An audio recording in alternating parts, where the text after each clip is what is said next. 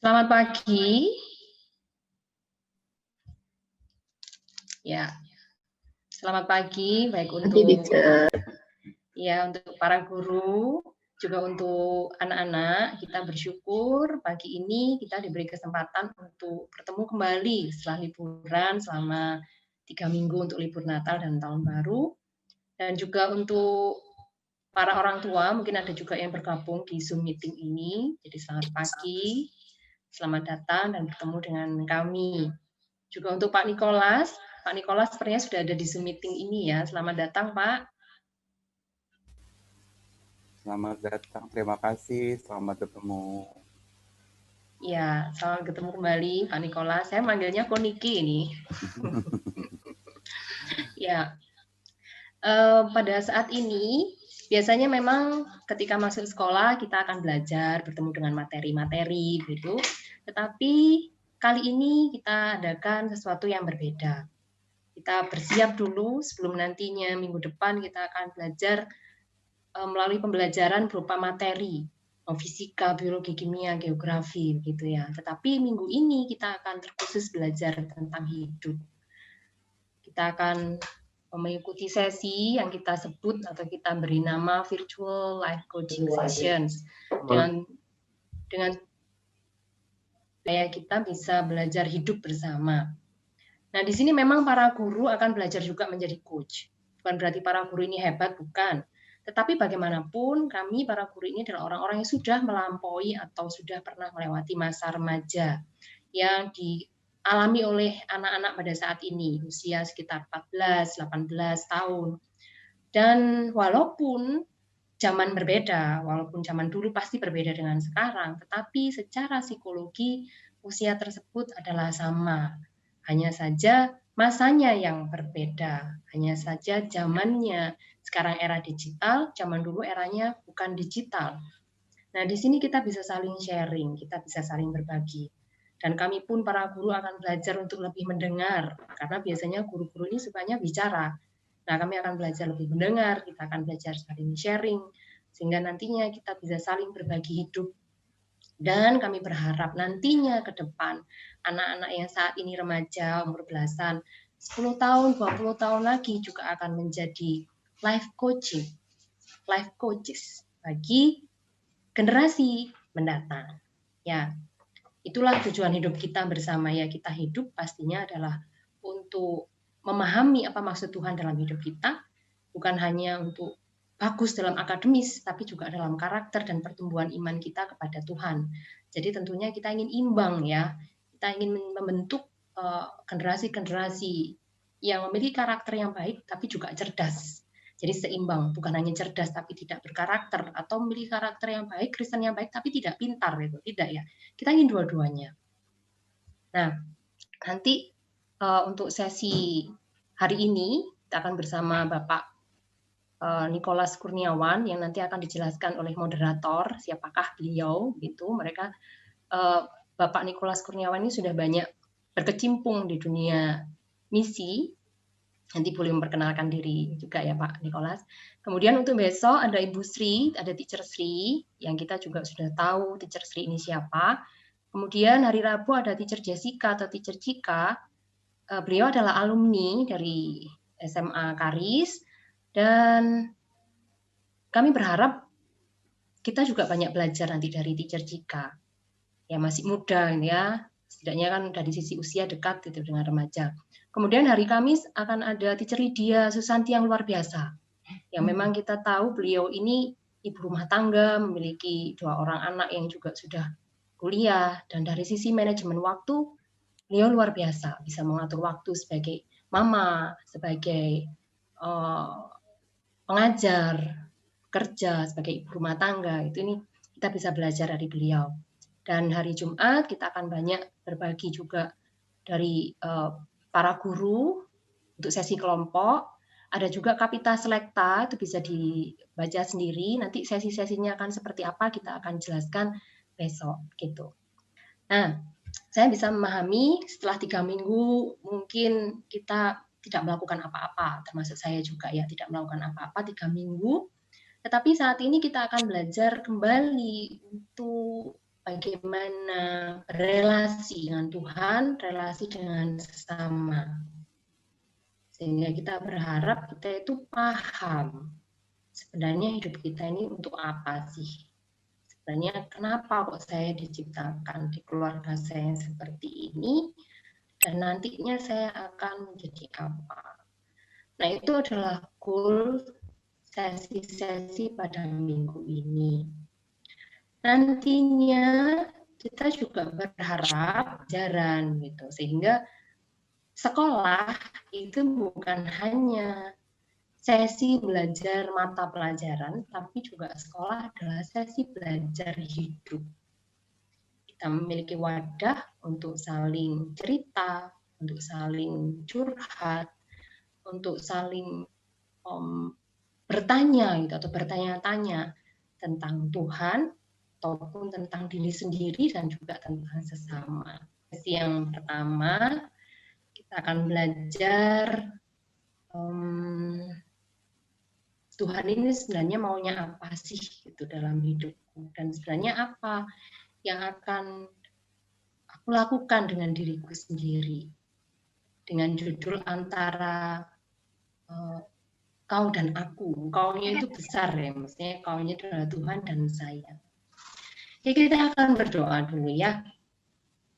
Doa, Tuhan, kau sudah pimpin setiap kami. Bersyukur untuk tahun 2020 yang kami sudah lalui bersama dan kami memasuki tahun 2021. Kiranya kasih-Mu yang memimpin kami semua. Dan kami berharap Tuhan, tahun ini adalah tahun yang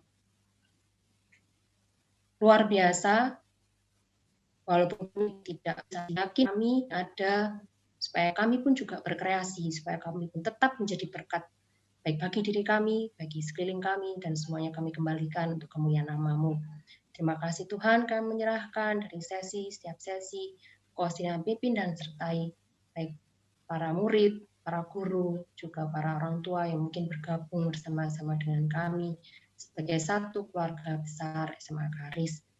Kami juga menyerahkan, hanya juga akan memberkati setiap kami, dan kami juga saling berelasi, bergandengan tangan untuk membangun kerajaan-Mu.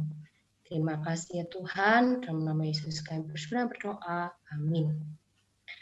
Baiklah, saya perkenalkan moderator kita pada saat ini adalah Teacher Yeldi. Teacher Yeldi. Selamat pagi Teacher Dore. Selamat pagi semuanya. Ya, Teacher Yeldi yang pandu untuk jalannya diskusi, runningnya seperti apa gitu. Silahkan Teacher Yeldi. Oke, baik. Terima kasih Teacher Dore. Oke, sekali lagi selamat pagi semuanya. Selamat tahun baru, selamat Natal. Selamat untuk Pak Nikolas ya. Nah, Teacher dulu juga sama seperti Teacher Dore, panggilnya aku Niki. Kami dulu sama-sama sempat melayani ya di Perkanta. Sekarang juga selamat datang Ku Niki. Ya, Terima kasih untuk waktunya ya. yang sudah dipersiapkan ya buat kami untuk memberkati kami di Karis. Sebelum kita akan mulai ya, Teacher ingin ingatkan dulu pertama untuk semua siswa, bisa Teacher minta tolong untuk memastikan ya format nama yang kalian pakai kan untuk host untuk mengassign kalian pada saat kita nanti di breakout room. Kemudian sebelum kita mulai, kita ada waktu sampai 9.30 ya sebelum nanti kita akan recess dan bergabung dengan homeroom teacher di breakout room. Sebelum kita mulai, beliau adalah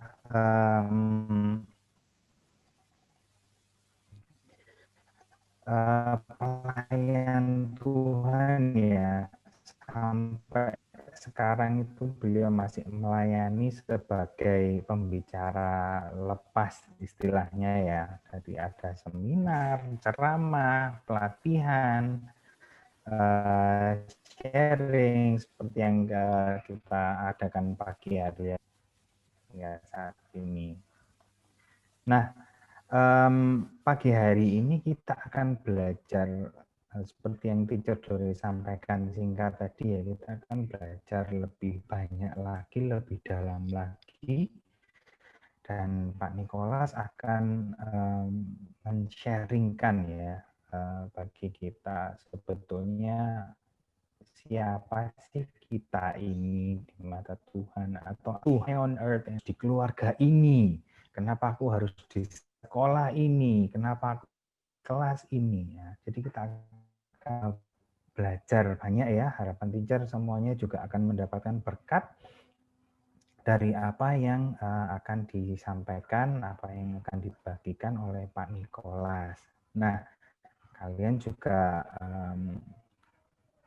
bisa mempersiapkan ya, misalnya ada pertanyaan-pertanyaan yang di chat, nanti akan teacher bantu sampaikan ya pada saat sesi tanya jawab menjelang akhir sesi pagi hari ini.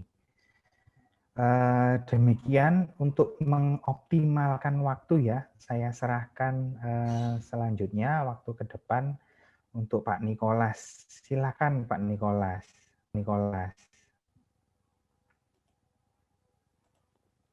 Ya, selamat pagi, shalom semuanya. Boleh berikan jempol virtualnya untuk memastikan suara saya terdengar. Boleh berikan reaction. Oke, terima kasih. Senang sekali bisa ketemu dengan teman-teman lama.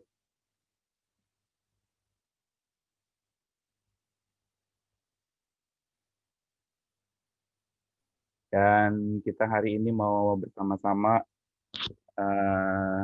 mengikuti live coaching ini ya. Apa sih live coaching ini ya? Kita mau sama-sama diajar untuk melihat sebuah kehidupan dengan perspektif yang benar. Ya, kita boleh punya wawasan yang tepat sekali menyikapi kehidupan. Hari ini banyak orang yang sedang lelah hidup, banyak orang yang sedang tertekan di dalam hidupnya, dan life coaching ini justru menjadi penyemangat kita untuk menyadari bahwa hidup kita ini tidak sendirian, hidup kita ini juga tidak dijalani oleh kita semata, tetapi ada sang pengatur kehidupan, yaitu Tuhan bersama dengan kita. Ya. Oke, teman-teman sekalian, tema yang diberikan kepada saya adalah antara kau dan aku, ya, antara kau dan aku. Kita akan sama-sama siapkan hati kita bersama-sama berdoa, ya. Boleh nggak sih teman-teman nih yang memang nggak ada masalah dengan sinyal, boleh dibuka videonya supaya saya bisa bertatap muka dan melihat wajah-wajah ganteng-ganteng dan cantik-cantik kalian. Oke, ya senang ya bisa ngelihat langsung all faces, ya all beautiful and handsome faces. Oke, kita akan sama-sama berdoa ya, mohon pimpinan Tuhan untuk sesi yang pertama ini. Bapa Surgawi, terima kasih kami boleh dikumpulkan hari ini. Setelah sekian waktu kami berlibur dan hari ini kami boleh kembali lagi berkumpul bersama dengan sahabat, rekan, dan yang pasti Tuhan yang sudah mengumpulkan kami, Tuhan juga bersama dengan kami. Hari ini kami mau bersama-sama belajar dari firman Tuhan, biar kiranya Tuhan sendiri yang boleh menginspirasi kami.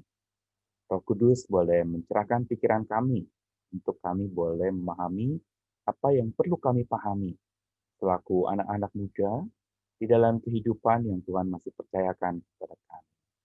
Terima kasih Tuhan, kami bersyukur untuk kesempatan ini, dan kami rindu lewat interaksi, lewat diskusi, lewat perbincangan kami pada pagi ini, kami boleh makin dibugarkan iman kami boleh makin ditajamkan mata kami untuk melihat siapa kami di hadapan Tuhan, dan siapa Tuhan bagi kami.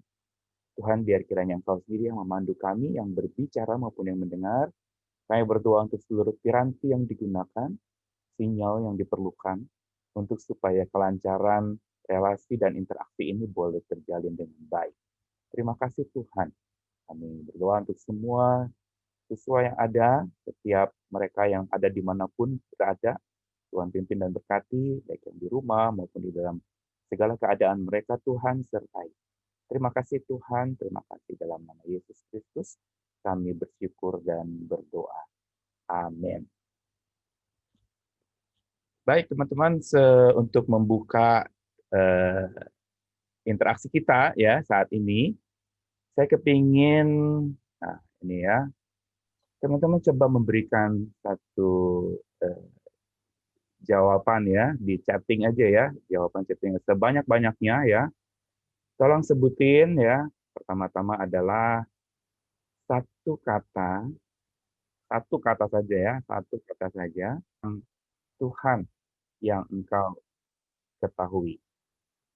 Ya, jawabannya apa saja? Apa saja yang engkau ketahui tentang Tuhan ya? Jawabannya boleh rohani, boleh juga yang rohani. Maksudnya yang bukan rohani.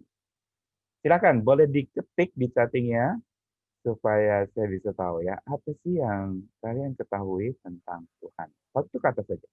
One word about your God. Silakan. Wow. Teacher Unil ya, center. Oke. Silakan yang lainnya.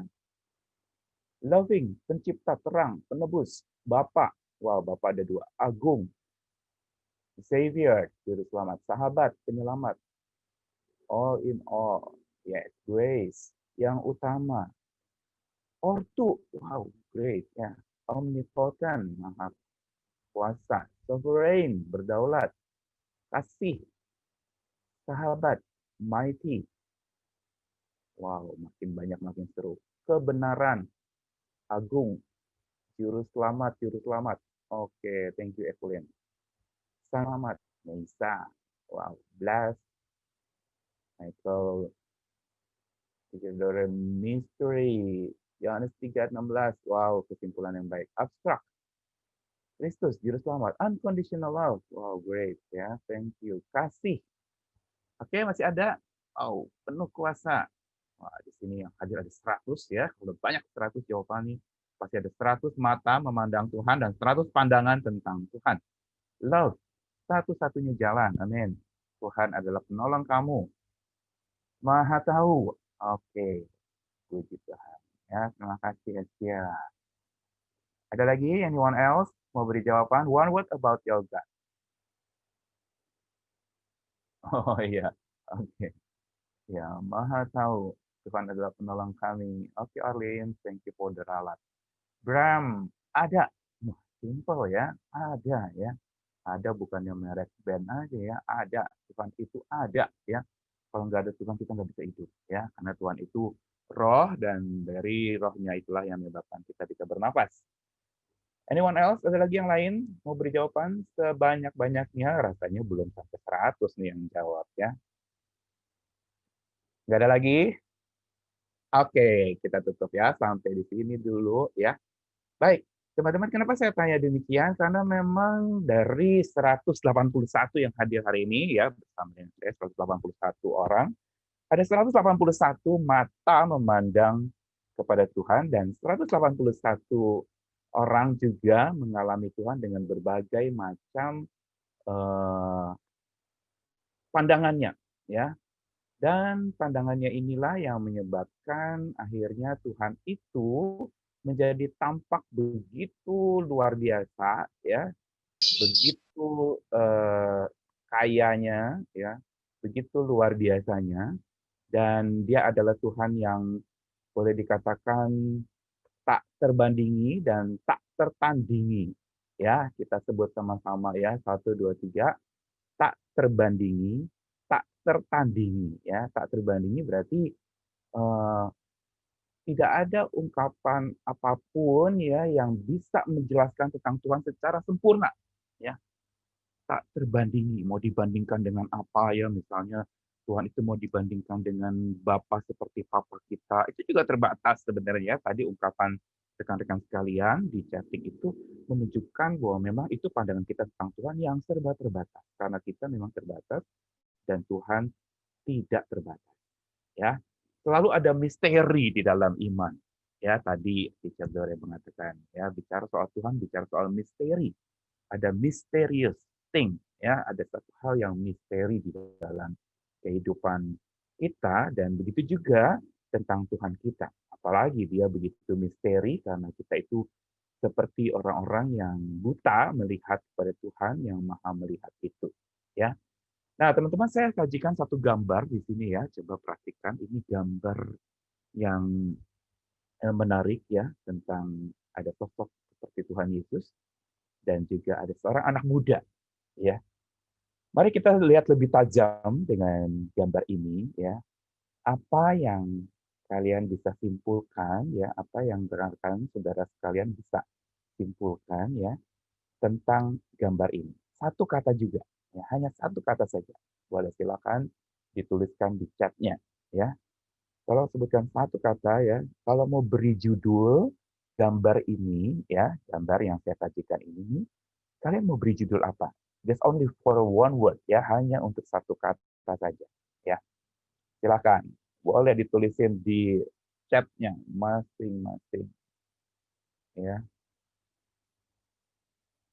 Oke. Beside. Wah, thank you Michael ya. Beside ya, di samping. Oke. Dearest. Oke. Ada lagi? Lihat gambar ini. Kalian kalau diminta beri judul, title of this picture ya, learning. Oke, good. Sahabatku, relasi, mentor, wow, great ya. Company, intimacy, nongkrong. Wah, ini jawaban ditunggu-tunggu ya. Christian, thank you. Understanding, spirit. Wow, oke ya. Nongkrong tadi menarik sekali ya, nongki-nongki ya. Nongkrong ya. Nah, walaupun ini di taman ya, bukannya di kafe, bukan di Starbucks atau di tempat-tempat yang asik gitu ya. Tapi nongkrong mereka berdua ya.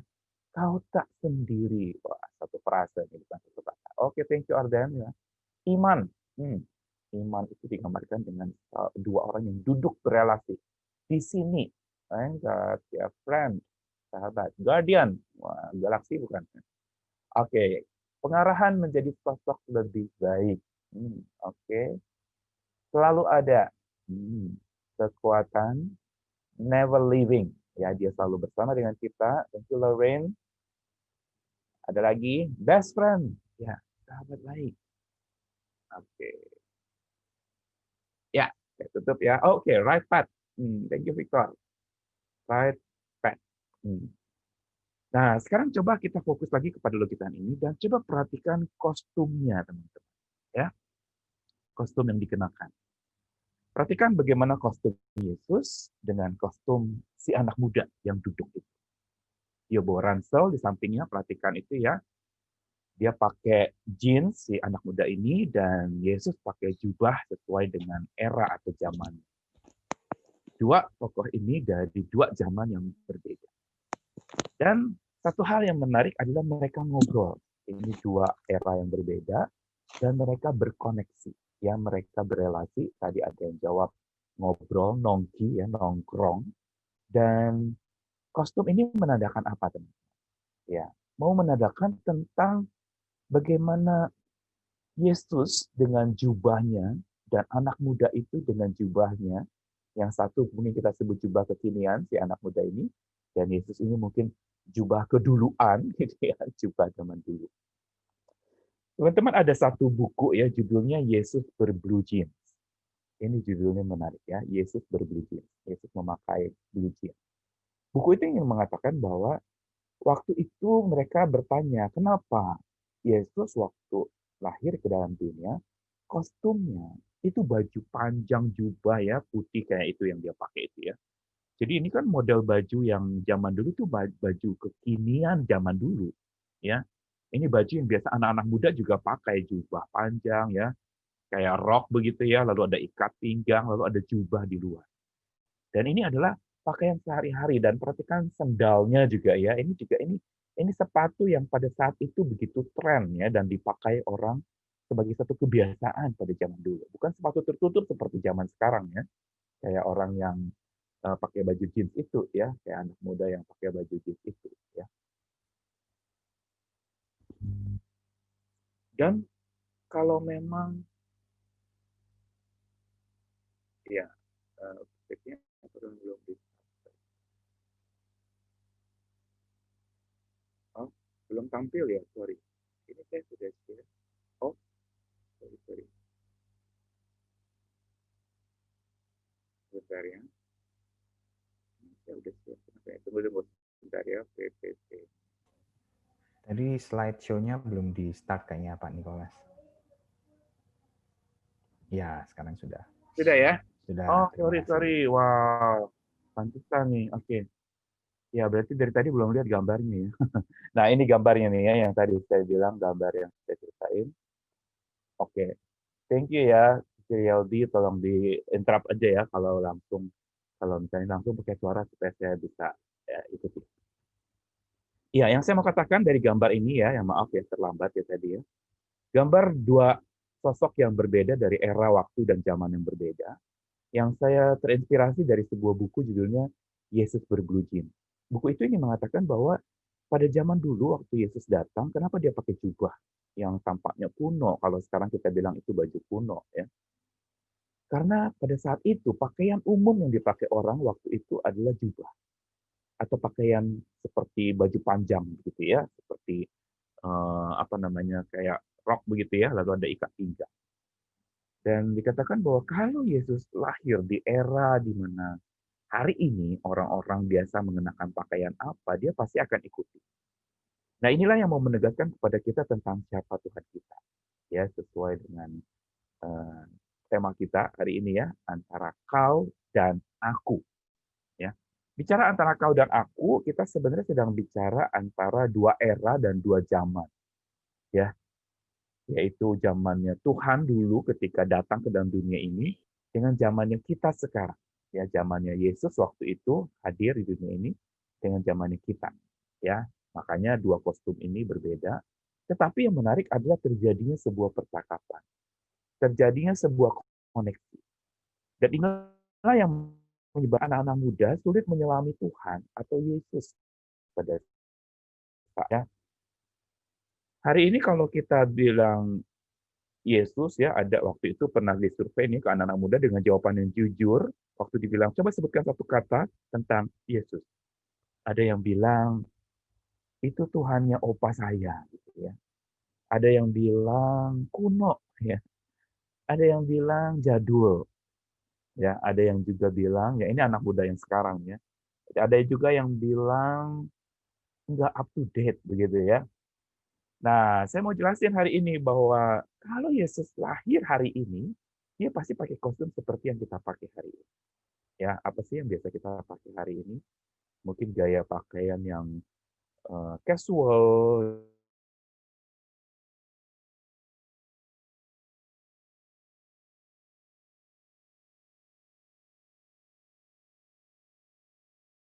kita.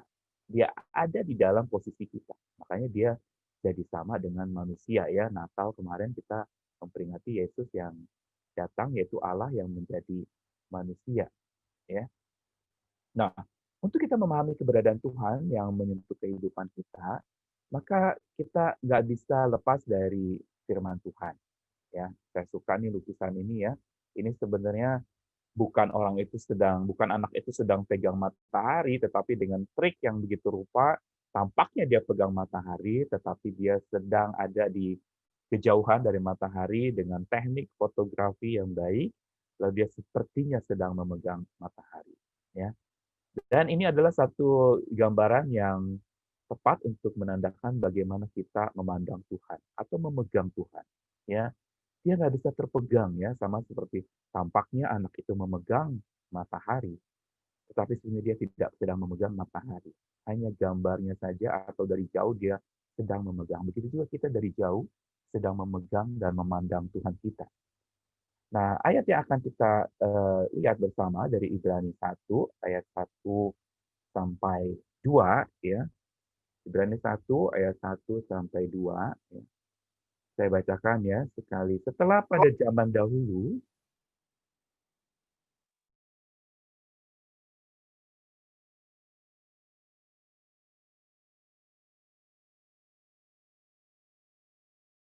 berbicara kepada kita dengan perantaraan anaknya yang telah ia tetapkan sebagai yang berhak menerima segala yang ada. Ya.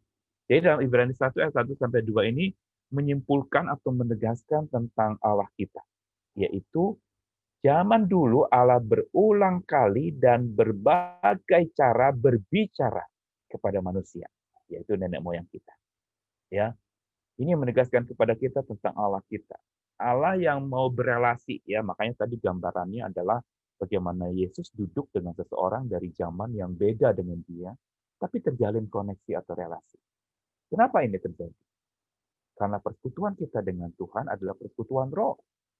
Hari ini kita nggak bisa ketemu langsung, tatap muka dengan orang-orang di gereja atau di mungkin yang masih ikut di komunitas-komunitas, ya, pelayanan-pelayanan yang berjumpa, dan kita hanya bisa layar dengan layar yang kadang-kadang kita merasa jenuh, ya, karena kita nggak bisa ketemu langsung, ya. Tapi oleh Roh dimungkinkan terjadi sebuah koneksi. Dan itulah yang disebut misteri tadi Teacher Dore katakan, ya. Ada misteri. Apa sih bicara soal misteri? Misteri adalah sesuatu yang melampaui akal kita. Ya, misalnya nih, ini ada bolpen ya di tangan saya, ya. Kalau saya lepaskan, ya, dia akan jatuh ke bawah, ya. Dia akan jatuh ke bawah kan, ya, atau ini demi ya.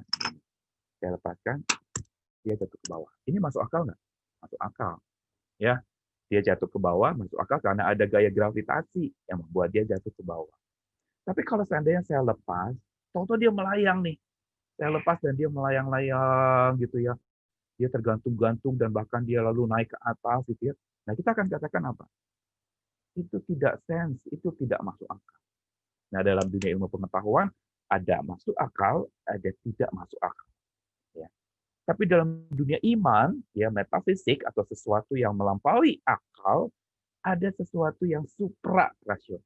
Ya, tadi kan rasional masuk akal, jatuh, ya. Irasional tidak masuk akal, dia melayang-layang. Tapi ada istilah lain yang kita perlu pegang, yaitu supra rasional, yaitu sesuatu yang melampaui akal, ya, beyond our mind, beyond our thinking, ya. Dan disitulah sebenarnya pemahaman kita tentang Tuhan terjadi, yaitu Tuhan itu adalah sosok yang memang tidak terselami oleh pikiran kita. Makanya lagunya kan jalanmu tak terselami, gitu ya, oleh setiap hati kami, gitu ya.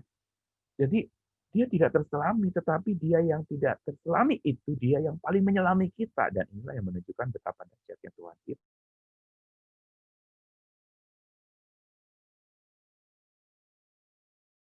Allah itu berulang kali dan berbagai cara bicara kepada kita. Apa tujuannya dia bicara? Supaya dikenal.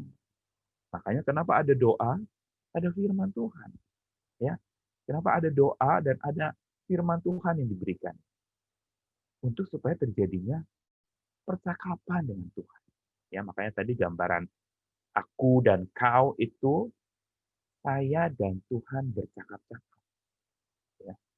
Dan inilah yang menyebabkan justru pengenalan kita akan Tuhan makin dekat ketika kita makin dekat dengan Tuhan. Dalam arti kita makin benar mengenal Dia kalau kita makin dekat berhubungan dengan Dia. Tuhan, inilah yang menjadi dasar iman kita. Dan dikatakan lagi dalam lanjutan ayat Ibrani pasal 1, zaman akhir ini ia berbicara kepada kita dengan perantaran anaknya. Kalau nenek moyang di zaman dulu, maka anaknya itu di era yang kemudian lagi, yaitu Yesus Kristus, yang telah ditetapkan sebagai yang berhak menerima segala yang ada. Jadi, sampai di sini kita mengenal tentang Tuhan kita, ya, walaupun sekelumit. Ya. Nah, bagaimana pengenalan kita tentang Tuhan? Ya. Nah, saya kasih lihat satu gambar. Bisa tampak gambarnya? Ya. Digambarkan ada 6 orang buta, ya, mengelilingi gajah dan diminta melakukan laporan tentang gajah itu seperti apa. 6 orang ini mengelilingi gajah, masing-masing di posisi yang berbeda-beda. Ya, ada yang di bagian belalainya, dia pegang-pegang belalainya dan dia bilang gajah itu sama dengan ular. Ya, lihat itu, belalainya jadi kayak ular. Lalu ada lagi yang mengatakan dia pegang gadingnya nih, ya, bagian taring yang panjang itu yang terkenal sebagai bagian termahal dari seekor gajah, gading yang biasa buat hiasan atau bisa dijadikan obat. Nah, gading ini ketika dipegang oleh seseorang buta yang kedua, ya, dia bilang gajah itu seperti tombak, ya, karena tajam ujungnya, ya, seperti benda tajam, ya, ujungnya itu bisa menusuk-nusuk, ya, runcing, ya, ujungnya runcing dan bengkok begitu. Jadi dia bilang itu seperti pedang yang bengkok, atau seperti tombak yang bengkok. Ya. Lalu orang yang ketiga, dia dekat dengan telinga, dan dia pegang telinganya, dia pegang dan dia bilang, oh gajah itu sama dengan kipas, atau gajah seperti kipas. Karena yang dia tahu adalah bagian telinganya saja. Ya. Lalu kemudian ada orang yang keempat, dia pegang bagian kakinya. Dia pegang bagian kakinya, dan dia mengatakan gajah itu seperti batang pohon kayu. Ya. Batang kayu yang besar dan kasar. Ya, dia pegangnya kalau mau tahu kasar atau tidaknya gajah itu ke taman safari dan usap-usap badannya. Kasar sekali. Lalu orang yang kelima, dia pegang bagian apa nih badannya, ya badannya atau perutnya. Waktu dia pegang, dia bilang gajah itu seperti dinding, ya. Gajah itu seperti dinding yang keras, dinding batu yang keras, ya. Sama kayak background saya ini gambarnya batu bata, ya, dinding yang keras. Dan orang buta itu bilang gajah seperti dinding atau tembok yang keras. Nah, orang keenam itu pegang bagian ekor. Dia pegang-pegang dan dia bilang gajah itu sama dengan tambang, ya, tali tambang.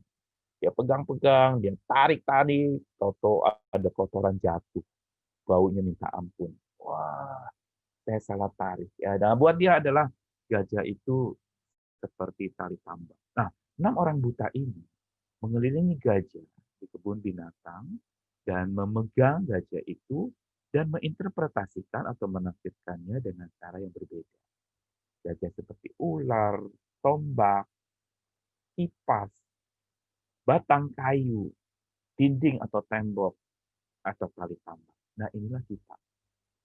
Kalau bicara antara aku dan kau, berarti tetap memang ada batas di mana kita bisa memahami dia. Ini yang disebut misteri. Karena apa? Tuhan kita memang Tuhan yang tidak terpahami. Karena kalau dia terpahami, dia bukan Tuhan lagi. Makanya orang kan seringkali kalau diskusi, Bapa, Putra, Roh Kudus, oh, emang Tuhannya orang Kristen itu 3 ya, katanya begitu ya. Ini misteri justru menunjukkan kekayaan Allah kita yang tidak bisa dibatasi oleh pikiran kita. Mau disebutkan dengan istilah, maka tadi saya bilang tak terbandingi dan tak tertandingi. Ya. Pembandingan dengan Tuhan itu tidak pernah, atau perbandingan untuk Tuhan itu tidak pernah akan bisa memenuhi kesempurnaan Tuhan. Ya, kalau misalnya saya tahu ini saya HP saya ya, dan saya tahu ini ukurannya, saya tahu dia di bagaimana digunakannya, dia ada dalam kuasa saya. Yang menunjukkan bahwa memang dia tidak berkuasa lagi karena saya yang menguasai dia. Ya. Tapi kalau sesuatu yang saya tidak ketahui, itu menunjukkan sesuatu yang lebih besar dari kita, bukan tidak ada. Dia ada, tetapi tak terpahami oleh pikiran kita. Dan disinilah sebenarnya pemahaman iman kita dan hubungan kita dengan Tuhan menjadi hubungan yang unik. Hubungan yang memang kita tidak bisa lihat dia, tapi dia yang melihat kita. Kita tidak bisa menjamah dia, tapi dia yang bisa menjamah kita. Kita tidak bisa memegang tangannya, tapi dia yang memegang tangan kita secara rohani. Dan inilah bicara life coaching diawali dengan satu hal yang tidak kelihatan, tapi yang paling melihat kita. Karena nggak bisa kalau kita bicara soal besok misalnya kita mau bicara tentang aku dengan diriku. Nggak bisa bicara aku dengan diriku tanpa Tuhan yang menciptakan diriku. Waktu kita mau mengenal diri kita harus mengenal siapa pencipta kita. Yang menjadikan kita, jadi kita tahu, kita suci, katakan dari apa kita berasal. Manusia pertama dari debu, yang berarti kita dari ketidakberdayaan. Oleh nafas Tuhan, kita dibuat berdaya. Kita dibuat hidup. Kita dibuat bernafas. Kita dibuat akhirnya hari ini bisa hidup, ya, walaupun dengan penuh tantangan, ya. Kalau kita masih diberi hidup hari ini, ya, banyak sekali ya teman-teman saya terkena COVID. Banyak ada teman-teman bahkan yang sudah meninggal ya di Jakarta, banyak teman-teman sekolah saya yang rupanya terkena dan lalu akhirnya Tuhan panggil pulang. Nah kalau udah begitu, apakah Tuhan kita bilang tidak ada? Justru Tuhan penguasa nyawa. Hidup itu diberikan oleh Tuhan. Hidup itu anugerah. Dan itu yang menyebabkan bicara life coaching, bicara soal penanganan hidup kita, atau bicara pembelajaran hidup kita diawali dengan satu kesadaran bahwa pada dasarnya kita tidak bisa hidup tanpa Tuhan. Without Him, I cannot live. Tanpa Dia, saya tidak bisa hidup. Nah, kalau mau dirangkumkan sebenarnya Tuhan yang kita kenal itu Tuhan yang seperti apa yang kita suci ungkapkan, ya. Kita lihat yang pertama-tama Dia adalah Allah atau Tuhan yang komunikatif. Ya. Tadi dikatakan zaman dulu Allah berbicara kepada nenek moyang dengan berbagai macam cara dan berulang kali. Ini menunjukkan Allah kita Allah yang komunikatif. Makanya kenapa perlu ada kitab suci? Karena kitab suci menjadi media di mana Tuhan berbicara, mau berkomunikasi, menyampaikan isi hatinya di dalam kitab suci ini. Dan Allah yang komunikatif juga mengajak kita untuk berbicara. Makanya kenapa? Satu-satunya yang diminta oleh murid untuk Yesus ajarkan adalah berdoa. Karena murid-murid ingin tahu bagaimana berbicara dengan Tuhan. Dan Yesus ajarkan doa Bapa Kami. Ini dua hal yang mendasar sekali untuk life coaching kita. Doa dan firman. Firman Tuhan yang bicara sama kita, He talk with us, He talk to you, talk to Him. Saya bicara dengan Dia, I talk with Him. Dan inilah sebenarnya bicara soal iman kita. Gambar yang saya pakai untuk Allah yang komunikatif ini ketika Yesus memanggil murid-muridnya, ya. Ada Simon Petrus, ya, ada Andreas. Mereka nelayan, ya. Mereka adalah orang-orang yang hidupnya di dalam pekerjaan sebagai penangkap ikan, lalu Yesus datang menyapa. Perhatikan, waktu Yesus mau pilih murid, itu dia yang menghampiri, dia yang ajak ngobrol. Bukan dia yang tunggu apa, tapi dia yang menyapa lebih dulu. Ini luar biasa. Iman Kristen itu bicara soal Tuhan yang menyapa kita, bukan kita yang menyapa Tuhan. Tuhan yang menyelamatkan kita, kita nggak bisa menyelamatkan diri kita sendiri, kecuali Tuhan yang datang menyelamatkan kita. Tuhan adalah Tuhan yang turun. Apa beda guru selamat sama juru selamat? Guru mengajarkan teknik-teknik, cara-cara, misalnya Tuhan, misalnya ada seorang guru melihat orang jatuh dalam jurang, mungkin dia akan memberikan teori. Ayo kamu naik.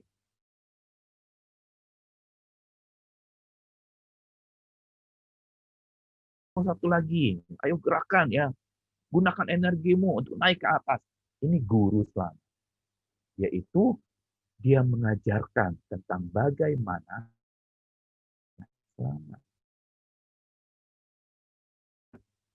Dia turun dan dia ambil orang itu, dia tuntun naik ke atas.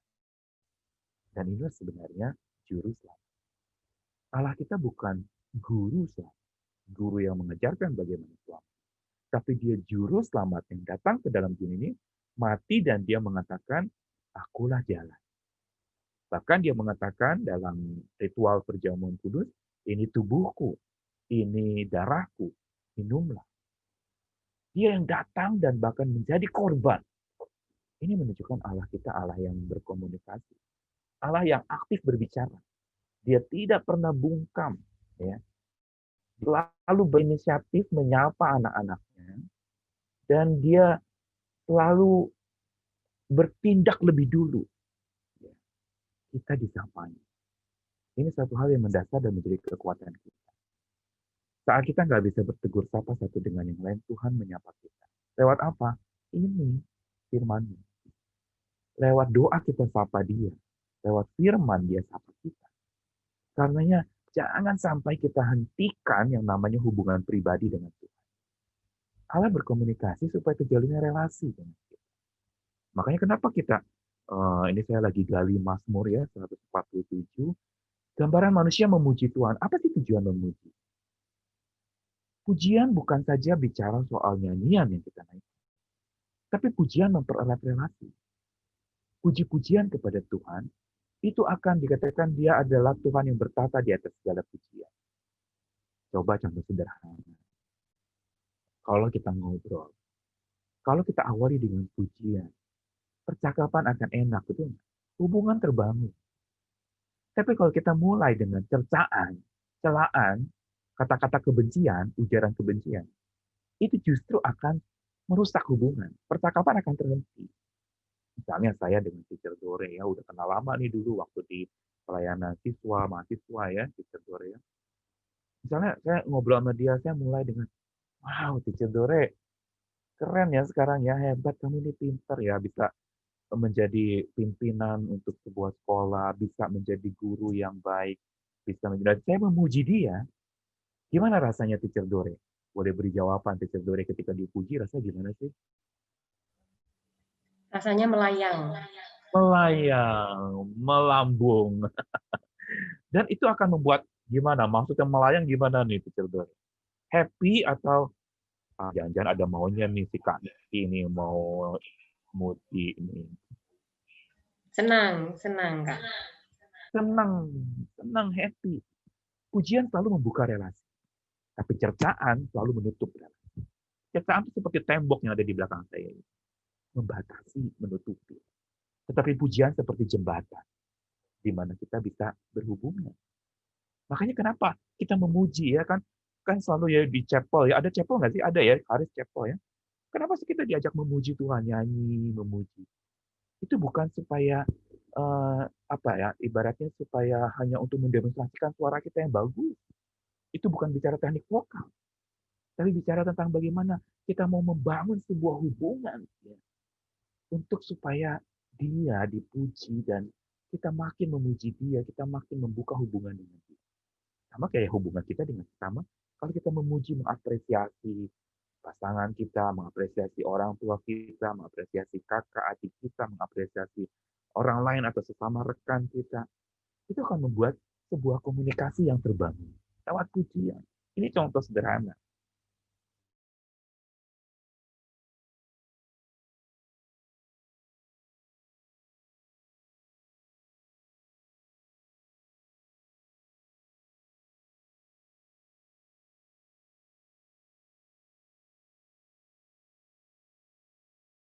Bukan sekedar religi, tetapi relasi. 1, 2, 3. Bukan sekedar religi, tetapi relasi. Makanya tema-tema life coaching kita adalah tema-tema yang menyangkut relasi. Aku dan engkau. Lalu nanti besok, aku dan diriku sendiri. Jadi self-talking, bicara dengan diri sendiri, itu besok istri akan sampaikan. Dan selanjutnya kita lihat bagaimana aku dengan duniaku berelasi lagi. Atau aku dengan lingkunganku, atau di mana aku sedang berada, disitulah sebenarnya aku menjalani hubungan, karena manusia nggak bisa hidup sendiri. Jangan lupa Adam ketika diciptakan, Tuhan mengatakan, tidak baik manusia itu seorang diri. Aku akan berikan penolong yang baik, penolong yang sepadan. Karena manusia butuh relasi. Kenapa? Karena kita diciptakan serupa dan segambar dengan Allah yang juga berelasi Bapa, Putra, Roh Kudus. Makanya kita mengenal Allah kita, Allah yang komunikasi. Hari ini walaupun komunikasi kita dibatasi dengan serba teknologis, sesuatu yang sifatnya hanya teknis semacam ini atau mekanistis semacam ini, tapi komunikasi yang tulus, yang dari hati, yang ngobrol langsung, itu sebenarnya adalah sebuah komunikasi yang menjadi esensi atau kebutuhan hidup kita. Manusia tidak bisa tidak berkomunikasi. Karena Allah kita Allah yang komunikasi. Manusia tidak bisa menjadi pribadi yang bungkam 1000 bahasa, tidak ngomong sama sekali. Dia perlu berhubungan. Kalau kita pakai gadget kita untuk kirim-kirim pesan, bukankah kita sedang berkomunikasi dengan dia? Kita gunakan WhatsApp kita untuk menyapa, kita sedang berkomunikasi. Dan saat ini saya sedang berkomunikasi dengan teman-teman sekalian. Nah, kalau kita lihat bahwa berbicara tentang kehidupan di mana Allah yang komunikatif itu memimpin kita, maka hidup kita akan menjadi hidup yang penuh dengan tujuan. Dan hidup yang berjalan sesuai dengan tujuan yang Tuhan mau. Ya, hidup yang purpose driven, ya. Nah, yang kedua, ya, kalau tadi Allah yang menyapa kita, Allah yang komunikatif, maka yang kedua adalah Allah yang inkarnat. Aku dan engkau yang mengenal Tuhan kita bukan saja Tuhan yang mau ngobrol sama kita, mau menyapa kita, ya. Tapi dia Tuhan yang inkarnatif. Ini bahasa yang agak unik ya mungkin ya. Kita nggak gitu biasa dengar ini, tapi biasanya Natal sering disebutkan istilah ini. Apa itu inkarnatif? Dari kata dalam bahasa Latin, encarnal, ya, encarnal, di dalam daging. Yang berarti Allah kita Allah yang inkarnatif berarti kalau bicara Allah yang menyentuh kita, dia menjadi sama dengan kita. Ya, makanya dikatakan firman jadi manusia. Lagunya kan ada ya. Natal kemarin dinyanyikan, firman jadi manusia. Atau pada lagu, Allah turun jadi manusia. Ini bicara inkarnatif. Dia menjadi daging. Firman itu menjadi, dia berdarah dan Yesus mengalami bagaimana dia berdarah waktu disalib.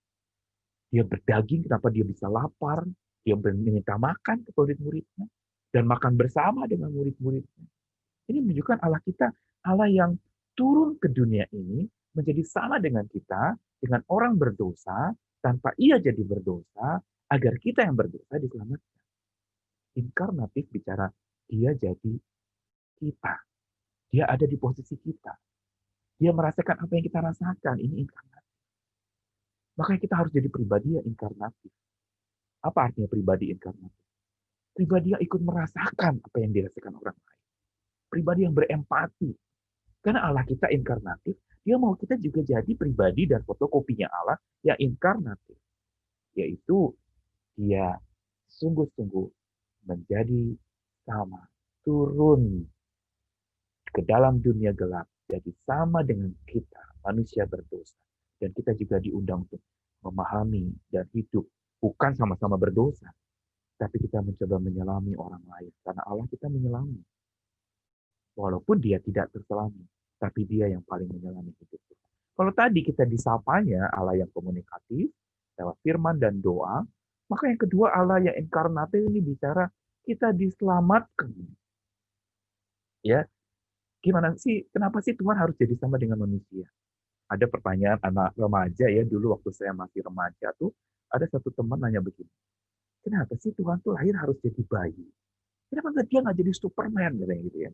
Yang bisa tolong orang langsung, Adam Hawa berdosa, langsung saat itu juga, jreng, simsalabim, bukan sulap, bukan sihir, abrakadabra, berubah semua dunia nggak jadi berdosa. Kenapa Tuhan nggak lakukan itu? Anak muda ini nanya ke saya waktu itu ya, sama-sama masih remaja. Saya bilang, ya mana saya tahu. Ya waktu itu saya nggak tahu ya bagaimana menjawab. Ya rasanya kayak orang buta yang lihat gajah tadi. Nggak bisa lihat karena buta, jadi cuma bisa raba-raba. Hanya bisa meraba-raba. Tapi Tuhan yang meraba kita, menjamah kita, menyentuh kita. Dengan cara apa? Dia jadi sama dengan kita. Kenapa dia harus lahir jadi manusia? Jadi bayi. Bukan langsung orang dewasa. Karena dia mau menyelami, inilah hidup. Lahir dari tidak berdaya. Dari ketidakberdayaan, dan kita memang dasarnya hanya debu yang tidak berdaya. Tapi oleh Tuhan diberi nafas, jadi hidup. Dan inilah Allah kita. Allah yang inkarnat. Ya, dan kita tadi disapanya, yang kedua ini kita diselamatkan. Nah, yang ketiga, Allah kita bukan saja inkarnatif, tapi Allah yang inspiratif. Ya, ini gambar ketika Yesus sedang mengajar di bait suci ya, di usia dia yang masih muda pada waktu itu, dia menjadi pribadi yang inspiratif ya, dikatakan dia kutip kitab Yesaya, Roh Allah ada padaku, karena itu aku memberitakan pembebasan buat orang tertawa. Ya. Tuhan kita Tuhan yang inspiratif. Apa arti inspiratif? Penyemangat. Dia memberi inspirasi dan semangat hidup kepada yang letih, yang lemah, yang lesu, yang tidak berdaya. Kita disemangati. Teman-teman tahu nggak kata enthusiastic atau enthusiastic itu berasal dari kata dalam bahasa Yunani entheos.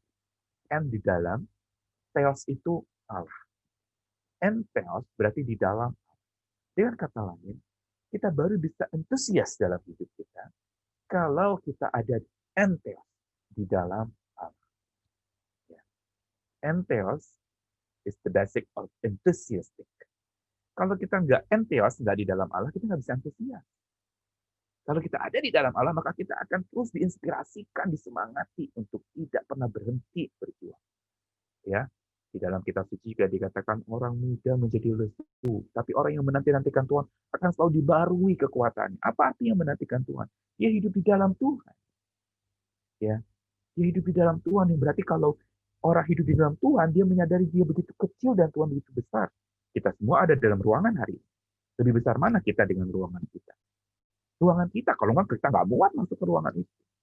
Nah, begitu juga bicara Allah yang inspiratif. Itu berarti Allah yang kalau kita di dalamnya, kita akan terus bersemangat.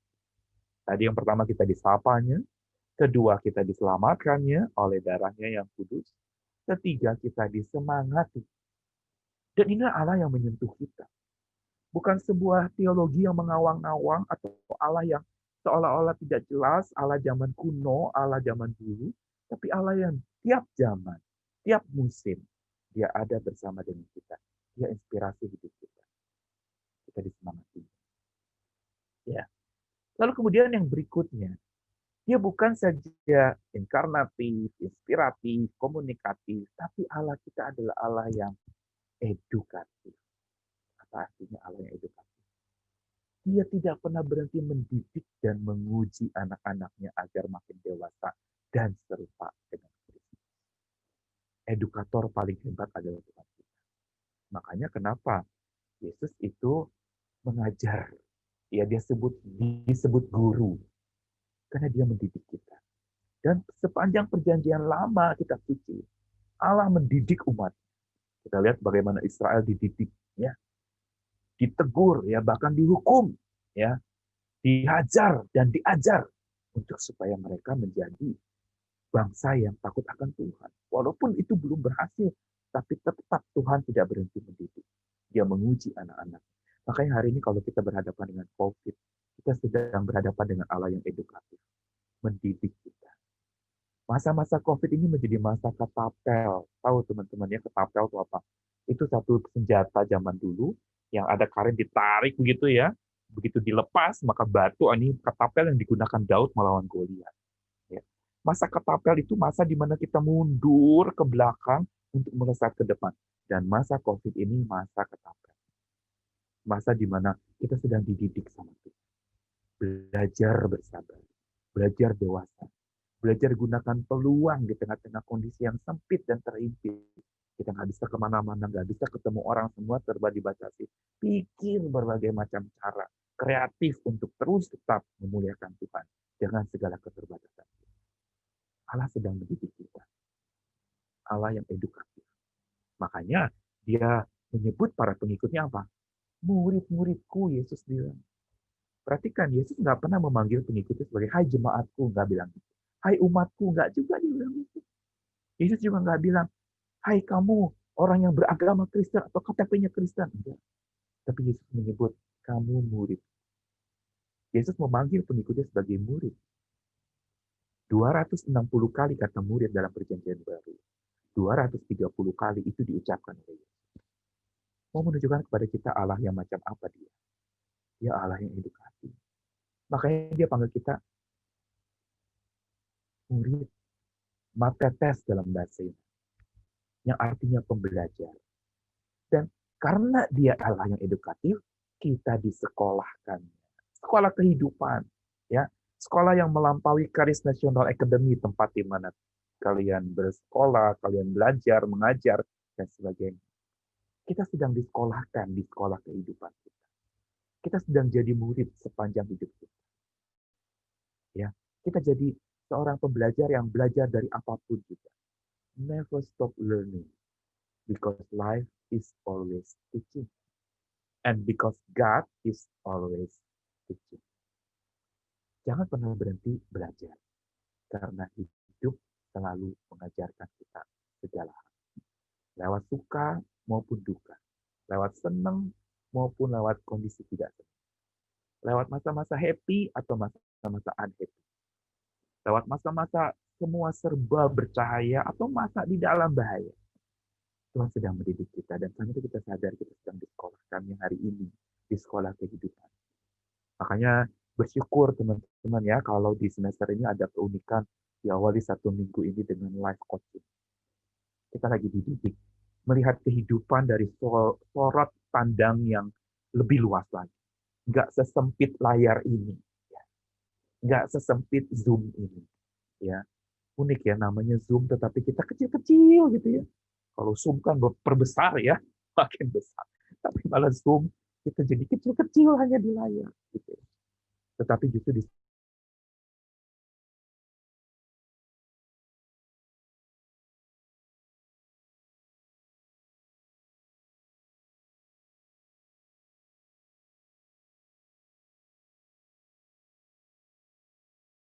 dari apa yang kita alami. Kita dapat pesan dari apa yang kita hadapi.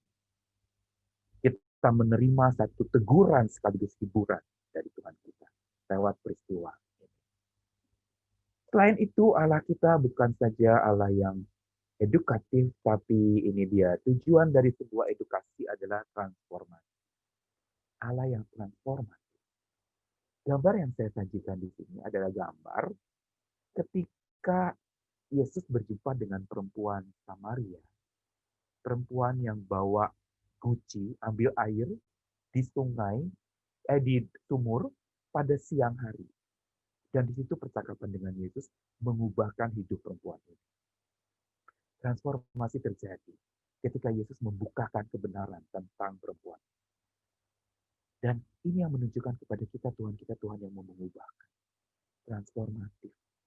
Dia menerima kita apa adanya, tapi ia tidak pernah membiarkan kita apa adanya.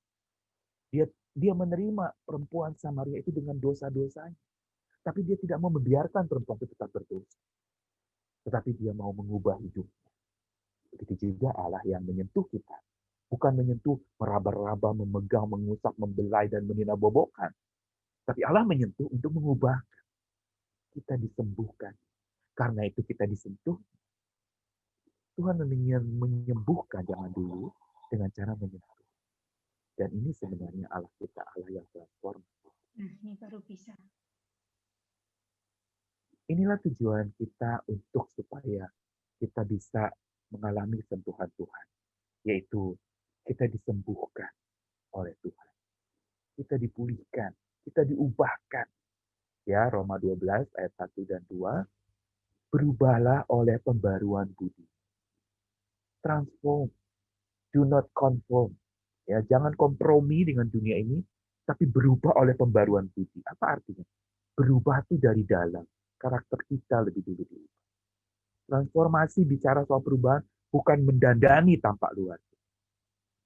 Tetapi perubahan dari dalam keluar. Perubahan dari isi hati kita disentuh oleh Tuhan untuk kita menjadi pribadi yang penuh dengan kasih.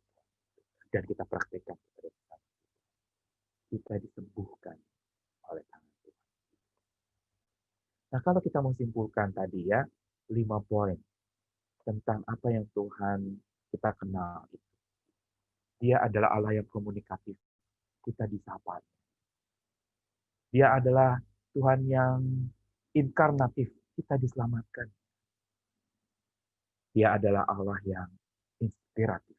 Kita disemangati. Dia adalah Allah yang edukatif. Kita disekolahkannya dalam sekolah kehidupan kita. Sampai nanti kita tutup usia. Kita terus belajar tanpa pembelajar.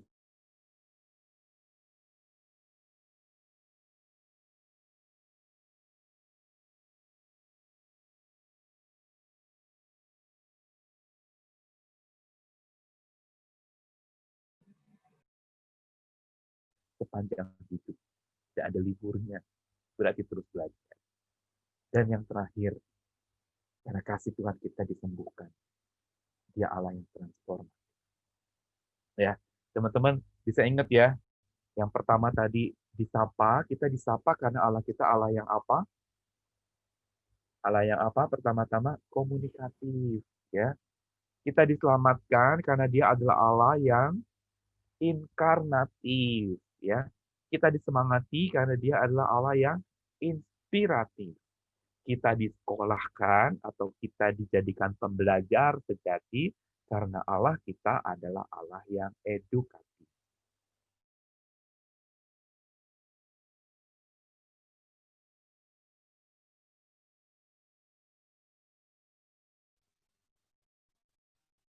Kasih Tuhan. Kalau mau disebutkan, seorang teolog Kristen ditanya, apa sih intisari teologi Kristen? Dia nyanyi lagu apa tau? Jesus love me, I know, for me so. Lagu simpel, dia bilang, kesimpulan iman Kristen adalah Allah mengasihi saya. Alkitab menuliskannya. Apa bukti kasihnya? Dia menyapa saya. Komunikasi. Dia menyelamatkan saya. Inkarnasi. Dia menyemangati saya. Inspirasi. Dia menyekolahkan saya. Edukasi. Dan dia menyembuhkan saya. Transformasi. Dan inilah sebenarnya Allah yang kita percayai. Bukan Allah yang membuat kita jenuh.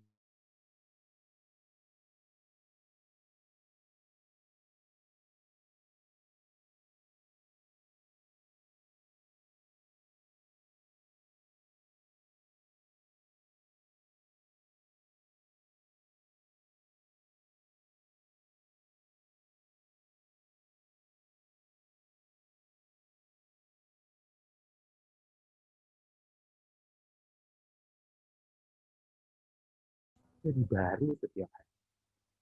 Dan inilah transformasi yang Tuhan sedang kerjakan di dalam hidup kita. Ya. Dan karena itu,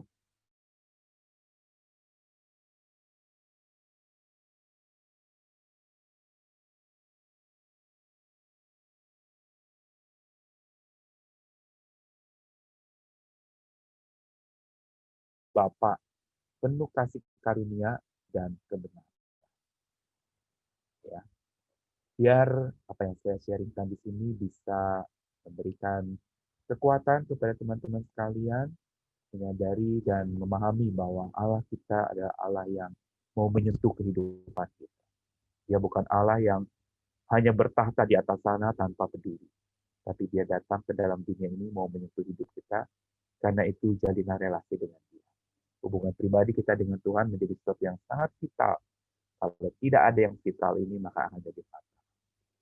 Ya, selamat menjalani hubungan yang makin karib dengan Tuhan. Ya, oke, saya silakan kembali kepada Teacher Eldi. Mungkin mau tanya jawab, silakan sebelum kita berdoa. Baik, terima kasih Pak Nicholas untuk sharingnya yang sangat luar biasa ya. Ini cukup menguatkan bagi saya pribadi, juga membuat satu reminder lagi gitu ya, bagaimana perjalanan hidup saya pribadi, perjalanan hidup teacher pribadi sebagai murid Kristus ya, bagaimana kejadian demi kejadian itu adalah bagian dari program edukasi Tuhan di dalam kehidupan teacher ya. Nah, kita masih ada waktu kira-kira 20 menit ya. Nah, teacher akan buka untuk sesi pertanyaan. Di kalian kalau sudah tadi dari mendengarkan sharing dari Pak Nicholas tadi, mungkin ada muncul pertanyaan pada saat Pak Nicholas menjelaskan tentang satu hal atau dua hal, bisa kalian tanyakan di sini ya. Bisa open mic langsung atau bisa lewat chat room. Nah, sambil menunggu, pasti banyak nunggunya. Ini ada satu anonimus yang masuk ini Pak Nicholas ini. Ya. Nah, ini berkenaan dengan gajah tadi itu. Nah, sebagai manusia yang kecil ini ya, kita mencoba meraba-raba bagian-bagian bagaimana kita mengenal Tuhan. Nah, ini bagaimana kita bisa tahu nanti pada akhirnya gambaran besar gajah itu yang adalah analoginya adalah Tuhan itu. Bagaimana kira-kira? Baik, terima kasih. Ini yang bertanya kritis nih ya. Oke.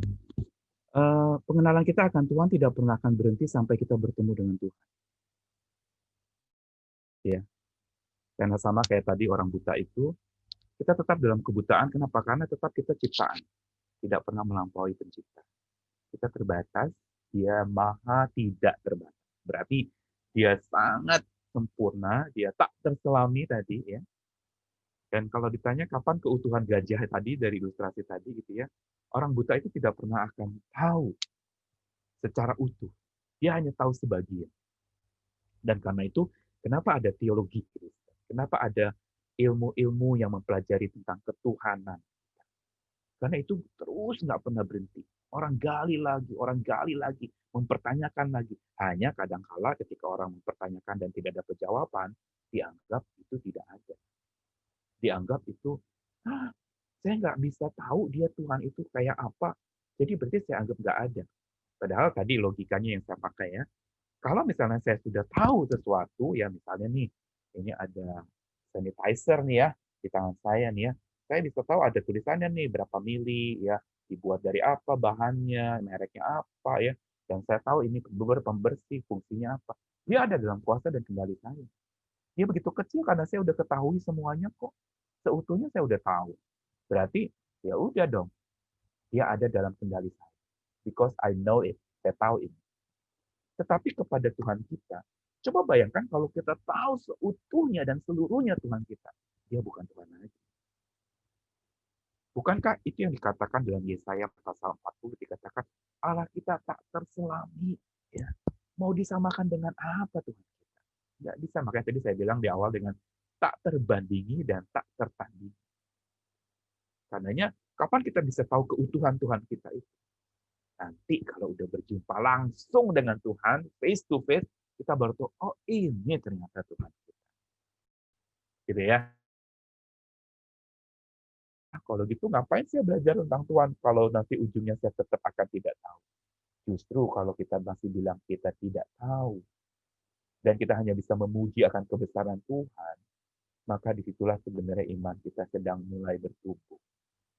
Tapi kalau kita merasa, oh saya udah tahu itu Tuhan. Makanya ilmu tentang Tuhan itu bukan sekedar ilmu, tapi perlu ada iman di sana. Perlu ada satu keyakinan. Ada hal-hal yang tak terselami dan disitulah suprarasional yang misteri tadi, yang Teacher Dori bilang misteri itu kita hanya bisa responi dengan sembah. Kita hanya bisa responi, kalau ibarat anak muda tuh gitu-gitu gitu ya. Kita udah nggak bisa apa-apa, cuma menyembah dia. Cuma tunduk sama dia. Cuma bisa bilang bahwa, how great thou art. Dia benar-benar sangat dahsyat sampai kita nggak bisa tahu. Tetapi justru ini menunjukkan kedahsyatan. Dan itulah Allah. Kalau Allah kita Allah yang terselami, betapa kecilnya dia. Tapi Allah kita Allah yang tak terselami. Justru menunjukkan kemahabesarannya yang tak bisa dimuat di dalam otak kepala kita yang satu kepala ini tadi. Mudah-mudahan bisa jawab nih, Teacher Yogi. Amin. Mudah-mudahan ini tadi yang anonimus ya jawabannya. Semoga bisa. Kalau mendapatkan apa yang dirindukan ya bisa dilanjutkan. Silahkan, ayo yang lainnya. Nanti sebelum teacher yang menanyakan tentang gajah tadi, ayo.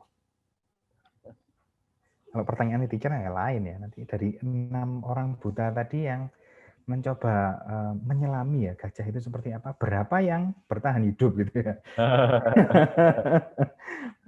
Lain ya. Yang bertahan hidup dalam kebutaannya ya itu ya. Gajahnya pasti kan marah-marah itu, dipegang-pegang, ngapain gitu ya. Ayo silakan. Tapi menarik ya, Yesus itu tuh pernah bilang bahwa orang buta mimpi orang buta yang nggak bisa gitu ya. Dia menamakan kita sebagai orang buta. Dan memang itulah kebutaan kita. Ya, makanya iman mencelikan mata kita. Melihat dengan mata iman berarti melihat dengan mata keyakinan kita. Ya, bukan mata yang logika, tetapi melampaui logika. Ya, beyond logic ya, bukan out of logic ya, tetapi beyond logic, sesuatu yang melampaui logika kita, suprarasional. Oke, ada lagi nggak teman-teman? Kalian bisa langsung unmute mic-nya untuk langsung bertanya, atau kalau suaranya masih berlibur ya, belum sampai kembali ke Malang, bisa di chat ya. Semoga jari-jarinya juga sudah selesai liburan ya. Biasanya kalau cowok-cowok gamer ini yang teringat tuh WASD saja gitu ya. Huruf-huruf lainnya hilang. Teacher Novan ngerti ini. Ayo silakan. Ini ada satu lagi anonimus, ini nyusul temannya. Tapi enggak akan teacher bacakan dulu, teacher nunggu dari kalian dulu.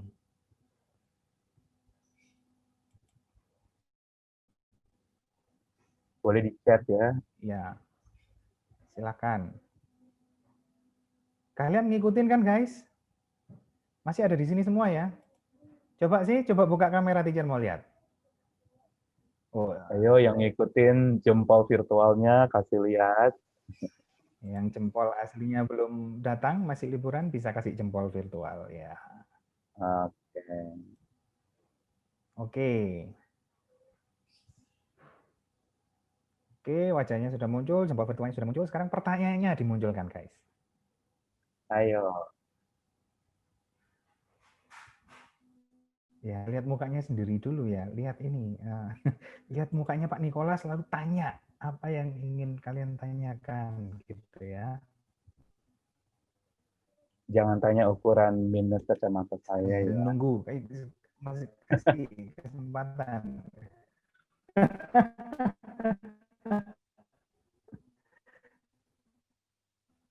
Bagi orang ateis, ya, Tuhan adalah sosok yang diciptakan manusia untuk membuat sosok di atas manusia. Nah, bagaimana menyikapi hal ini?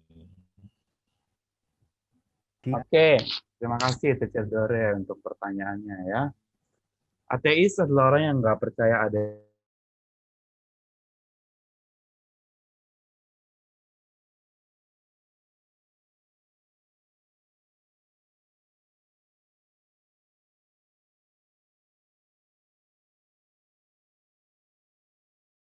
menciptakan Tuhan mereka menurut versi mereka. Misalnya, kalau gajah itu disamakan dengan Tuhan, mereka akan mengatakan Tuhan itu seperti pedang, seperti tombak, ya, seperti kipas tadi. Ada kan orang Kristen atau kita orang-orang yang beragama ini menganggap Tuhan kita Tuhan yang maha adil, sehingga dia galak, bisa marahi kita, gitu ya. Atau ada yang mengatakan Tuhan itu maha kasih, karena itu sudahlah dia beranugerah, nggak apa-apa lah kita berdosa nanti diampuni. Nah, seringkali kita jadi seperti itu, ya. Nah, tapi bagi orang ateis yang mengatakan Tuhan itu diciptakan atau sosok yang diciptakan dan untuk supaya membuat sosok di atas manusia, saya mau katakan bahwa pada dasarnya manusia terlahir itu sudah punya benih agama, seed of religion. Butuh sosok yang awal mula munculnya agama adalah zaman-zaman dulu ya, masih zaman animisme, belum tahu Tuhan itu kayak apa. Ketika ada petir menyambar, mereka lalu kemudian menebak-nebak ini kayaknya sesuatu yang lebih besar ya. Dan sesuatu yang lebih besar itu lalu mereka sembah. Makanya kenapa ada tempat-tempat keramat, kenapa ada matahari disembah ya, dewa matahari, karena dianggap itu panasnya luar biasa, punya energi yang dahsyat, makanya disembah gitu ya. Nah, tetapi tidak menyebut-nyebut Tuhan, tapi mereka menyebut matahari itu adalah Tuhan, gitu ya, atau dewa lain yang dipercaya oleh orang-orang ya di dalam agama-agama timur atau spiritualitas yang disembah, gitu ya. Nah, bagaimana menyikapi hal ini? Pertanyaannya tadi seperti itu. Bagaimana menyikapi orang yang ateis semacam ini? Menyikapinya adalah tetap pakai metode yang tadi ya. Kalau Allah berkomunikasi dengan kita, kita juga tetap berkomunikasi dengan mereka. Jangan kaget kalau orang-orang ateis bisa jadi kehidupannya lebih baik daripada orang-orang yang beragama. Jangan kaget kalau ada orang-orang yang justru nggak sebut-sebut Tuhan, tetapi mereka dalam perilaku sosialnya sangat baik. Ada yang kayak begitu, dan bahkan banyak.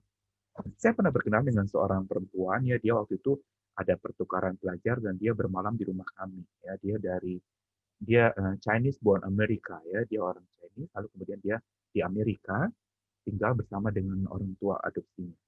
Dan orang tuanya itu yang mengasuh dia. Waktu kami tanya, kamu agamanya apa? Dia langsung bilang saya ateis. Gitu. Tapi selama dia tinggal bersama dengan kami, waktu kita doa di meja makan bersama, ya dia ikut berdoa juga. Dia perilakunya sangat baik, good attitude, ya good karakter, ya. Dia nggak percaya adanya Tuhan, tetapi dia menjalani kehidupan sosialnya yang luar biasa. Nah, menurut saya bergaul dengan orang ateis adalah kita perlu tetap berteman dengan mereka, menjalin relasi sebaik-baiknya, ya komunikasi dengan mereka, berinteraksi dengan mereka, ya.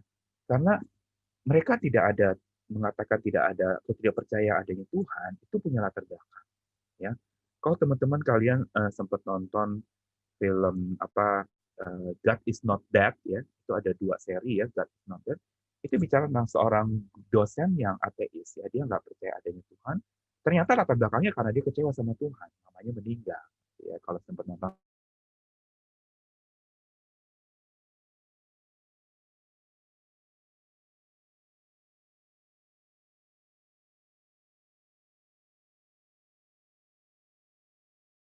untuk menjalin relasi dan berteman dengan mereka. Ya, sama juga di dalam dunia kita bersama dengan orang-orang yang berbeda paham dengan kita pun, kita tetap perlu menjalin komunikasi ya, sikap kita jadi seperti itu. Dan menyikapi hal-hal demikian, kita jangan kaget karena memang itulah upaya manusia untuk mencari Tuhannya, yaitu dengan menyebutkan tidak ada Tuhan, ya. Kita tetap ya. Lalu ini dari Rick ya. Pengenalan akan Tuhan, saya langsung baca ya tutorial dia.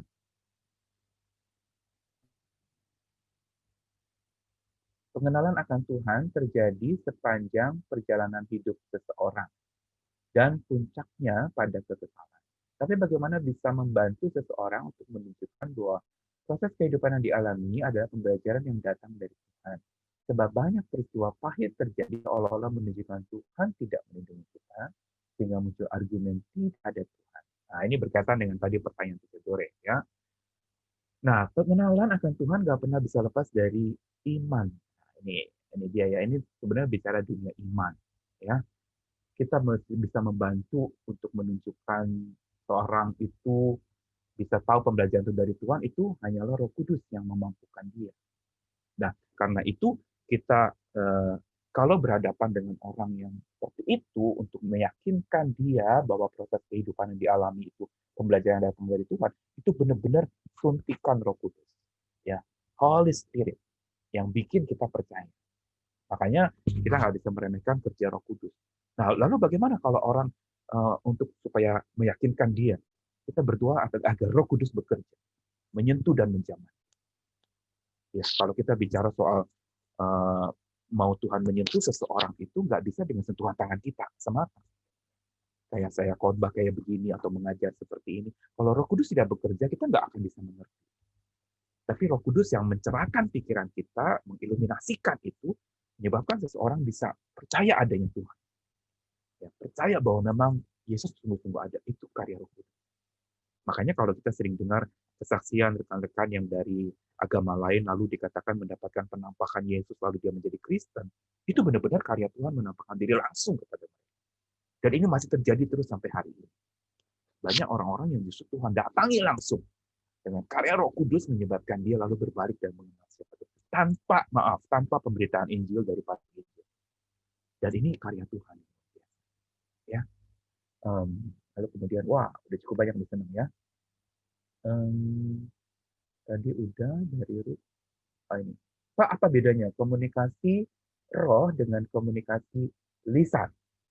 Komunikasi roh itu ya spiritual dan invisible, ya, tidak terlihat, ya. Komunikasi dari hati ya, seperti sesuatu yang batin. Gitu. Kalau lisan kan masih terucapkan ya, lisan itu kan lawannya tulisan ya.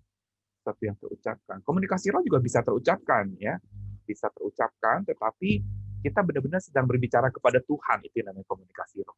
Ya, komunikasi atau spiritual communication itu komunikasi yang mungkin contoh sederhana misalnya kayak doa dalam hati kita bicara Tuhan, tolong saya bergumam di hati gitu ya. Nah, itu komunikasi roh ya. Jadi di mana kita benar-benar berbincang dengan Tuhan dalam hati ya, misalnya Tuhan saya takut ya, tenangkan saya nih mau ujian misalnya begitu ya. Nah, itu komunikasi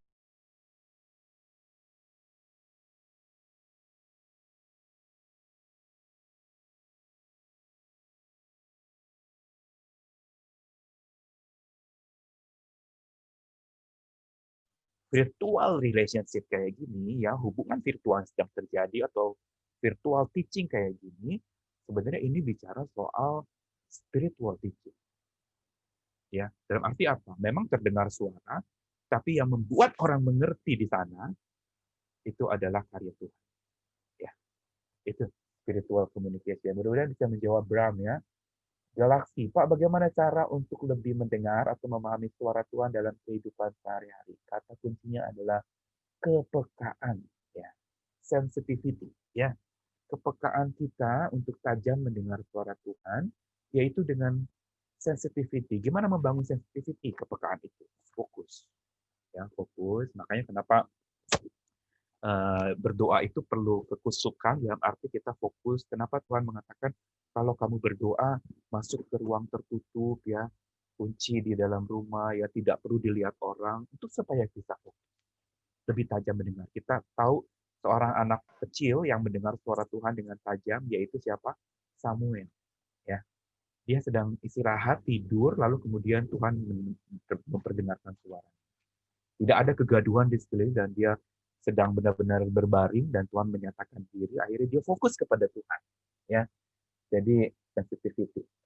Terima kasih untuk Galaxy. Ya, ini ada pertanyaan lagi. Saya mau bertanya, dalam hidup kita terjadi berbagai pencobaan dan masalah. Tuhan izinkan hal tersebut terjadi dalam hidup kita agar kita bisa belajar melewati rintangan-rintangan tersebut. Lalu dari manakah masalah-masalah tersebut berasal? Apakah dari Tuhan atau dari roh jahat?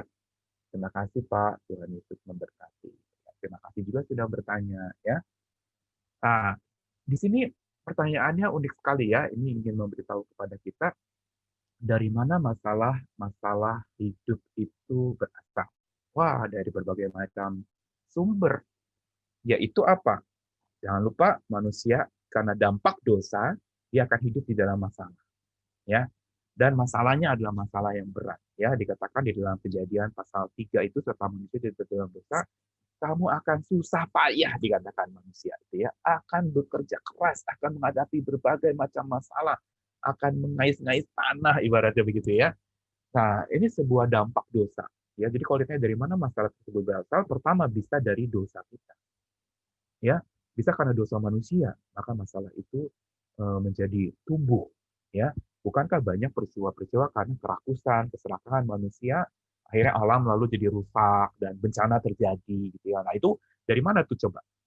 Ujung-ujungnya adalah karena manusia yang berbuat. Ya. Nah, kalau kita bilang apakah masalah itu dari Tuhan?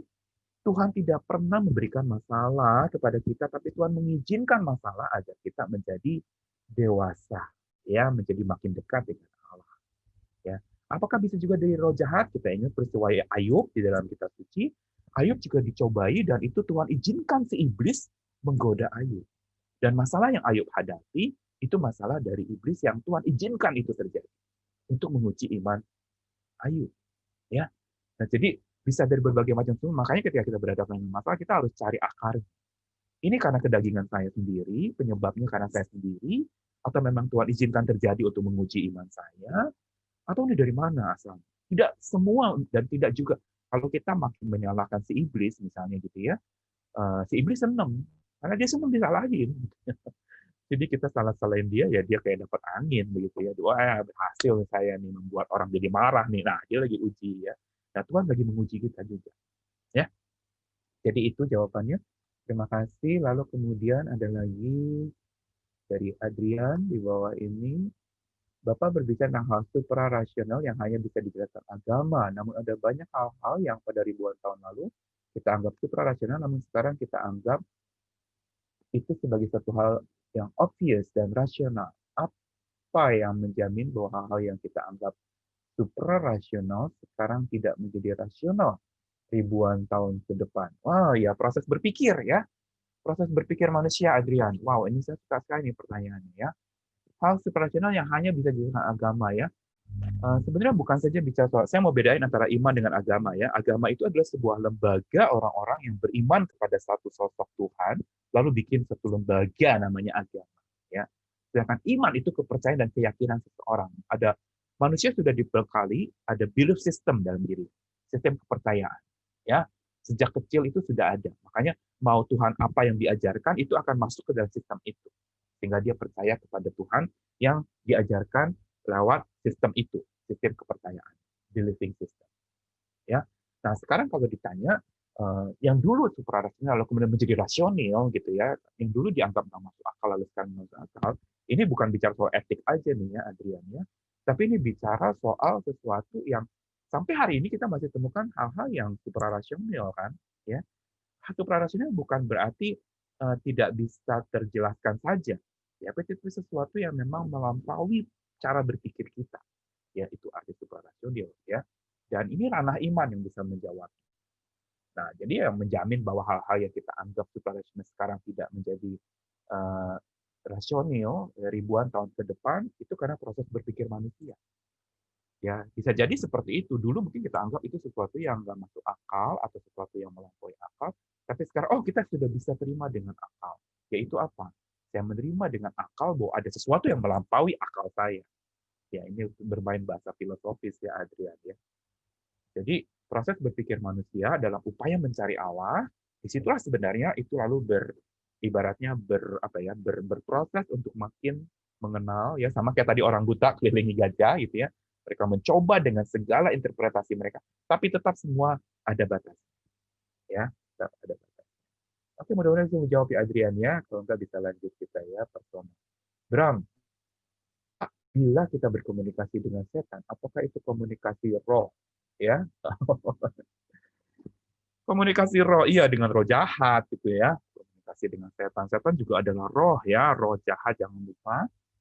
Apakah itu komunikasi roh ya? Saya katakan iya, tapi rohnya roh jahat, bukan roh kudus. Ya, itu salah satu. Dan jangan lupa bicara soal setan, kita bisa soal dunia roh gitu ya. Kita berkomunikasi dengan roh.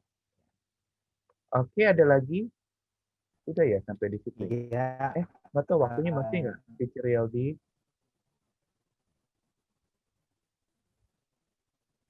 Sudah.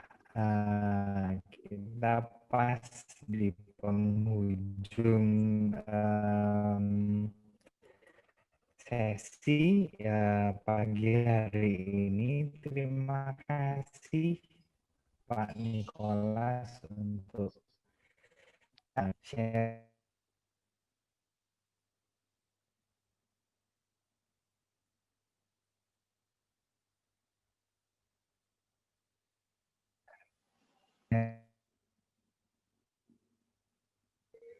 Ini sinyal saya atau sinyal siapa ya, nggak kedengeran suaranya.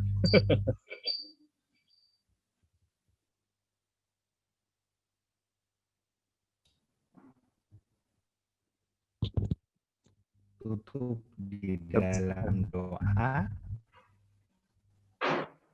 Ini dicelidi.